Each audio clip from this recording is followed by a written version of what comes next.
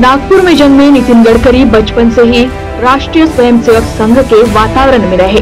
उन्होंने अपने छात्र जीवन के दौरान संघ की शाखाओं में भाग लेना शुरू किया। उनका झुकाव संघ की विचारधारा की ओर हमेशा रहा है। संघ की प्रेरणा से वे अखिल भारतीय विद्यार्थी परिषद से जुड़ गए। नितिन गडकरी नागपुर विश्वविद्यालय से पढ़ाई के दौरान संघ के सक्रिय स्वयंसेवक बन गए और विभिन्न सामाजिक अभियानों में भाग लिया। संघ की विचारधारा के अनुरूप उनका प्रभाव क्षेत्र में बढ़ने लगा। इसके बाद वे भारतीय जनता पार्टी की युवा इकाई भारतीय जनता युवा मोर्चा से जुड़े और उसमें भी नेतृत्व की भूमिका निभाई। 1995 में सार्वजनिक निर्माण मंत्री बने। यह महत्वपूर्ण जिम्मेदारी उन्होंने सफलतापूर्वक निभाई।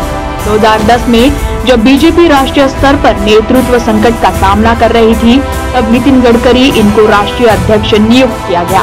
नितिन गडकरी का संघ से जुड़ाव, संघ की विचारधारा और अनुशासन ने उनके राजनीतिक जीवन को दिशा दी और आज भी वे स्वयं को एक समर्पित स्वयंसेवक मानते हैं।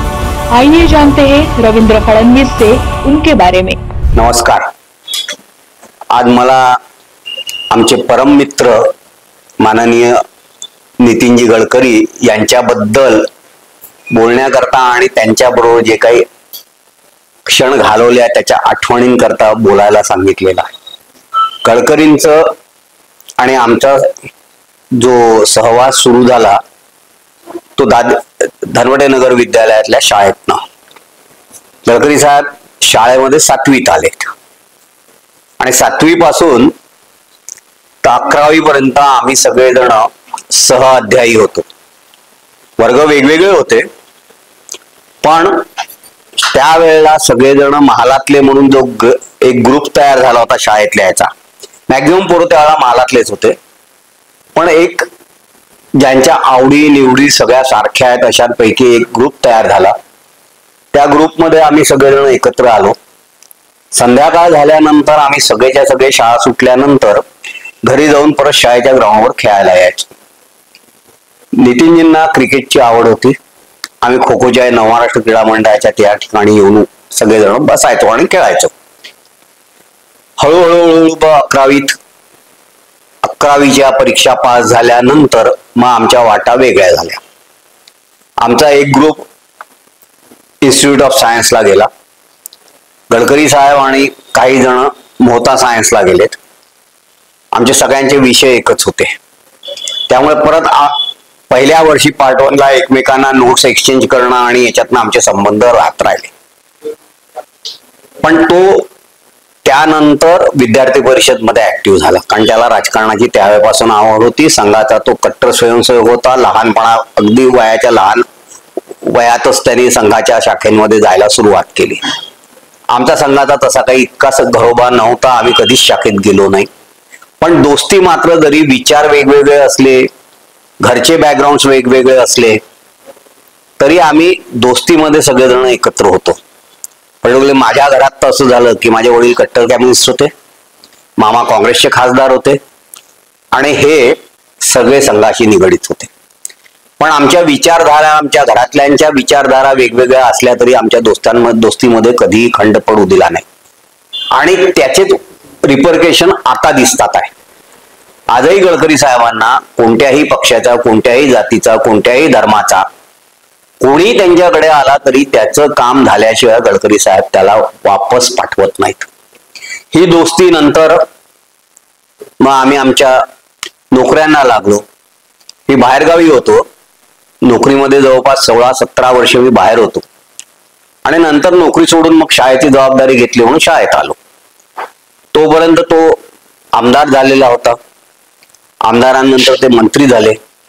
ज्या दिवशी तो मंत्री झाला होता आणि ज्या दिवशी तो ऑफिसमध्ये येणार होता त्या दिवशी आम्ही तिथे मंत्रालयात हजर होतो। आम्हाला अतिशय आनंद झाला की आमचा दोस्त महाराष्ट्रात एवढ्या मोठ्या पोस्टला पोहोचला।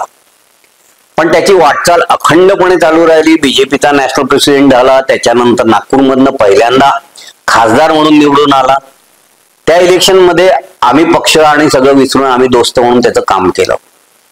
वहिनींबरोबर मी त्यावेळेला पुष्कळ ठिकाणी फिरलो पण कोणी कोणाकडनं काही अपेक्षा ठेवल्या नव्हत्या आणि या वाटचालीमध्ये आता आम्ही ज्या वेळेला येऊन पोहोचलेलो आहोत त्यावेळेला आता मी शाळेचा अध्यक्ष आहे. शाळा माझी व्यवस्थित चालू आहे, माझं कॉलेज व्यवस्थित चालू आहे. पण त्याची मात्र नजर आमच्यावर व्यवस्थित असते आणि बारकाईने तो आमच्याकडे लक्ष देत असतो.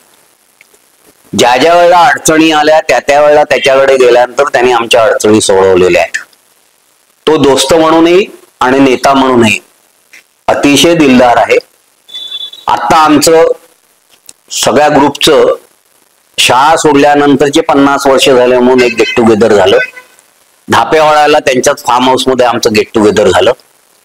त्या ठिकाणी आमच्या शाळेतल्या सगळ्या आठवणी, रम्य आठवणी आम्ही एकमेकांना सांगितल्या, आठवल्या, गप्पा झाल्या. दुसऱ्या दिवशी आदासाचं दर्शन झालं आणि त्या दिवशी 2 दिवस आम्ही एकत्र सगळेजण राहिलो. त्याच्या आधी तो आम्हा सगळ्यांना मिनिस्टर झाल्यानंतर दिल्लीला घेऊन गेला होता. केवळ दोस्तांनाच घेऊन गेला नाही, तो एवढा मोठा आहे की त्याला आणि आम्हाला ज्या ज्या शिक्षकांनी शिकवलं त्या सगळ्या शिक्षकांना तो, आम्ही तर प्लेननी गेलो पण आधी गेलेलो होतो, पण ज्या दिवशी आम्ही दिल्लीत येणार होतो त्या दिवशी त्यांनी आपल्या सगळ्या शिक्षकांना प्लेननी दिल्लीमध्ये आणलं. त्यांचं पूर्ण आदरातिथ्य केलं, त्यांना पूर्ण दिल्ली फिरवली.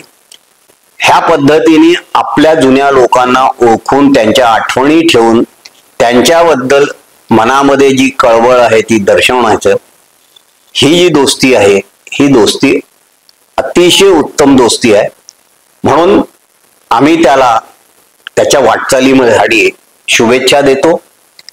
येत्या मे महिन्यामध्ये आता त्याचा वाढदिवस आहे, त्या वाढदिवसालाही खूप शुभेच्छा देतो आणि उत्तरोत्तर त्याची प्रगती अशीच होत जाओ आणि तो देशाचा महान नेता बनो हीच ईश्वरचरणी आमची प्रार्थना.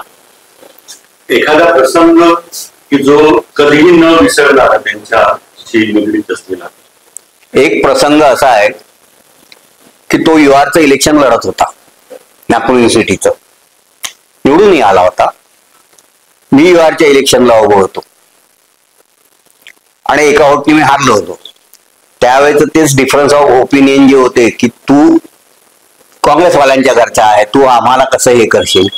पण हे जे झालं ते त्याच्यानंतर त्यांनी ते रिग्रेट केलं. खेळण्याच्या याच्यामध्ये व्यवस्थित खेळणं आमचं सगळेजणांचं चालायचं.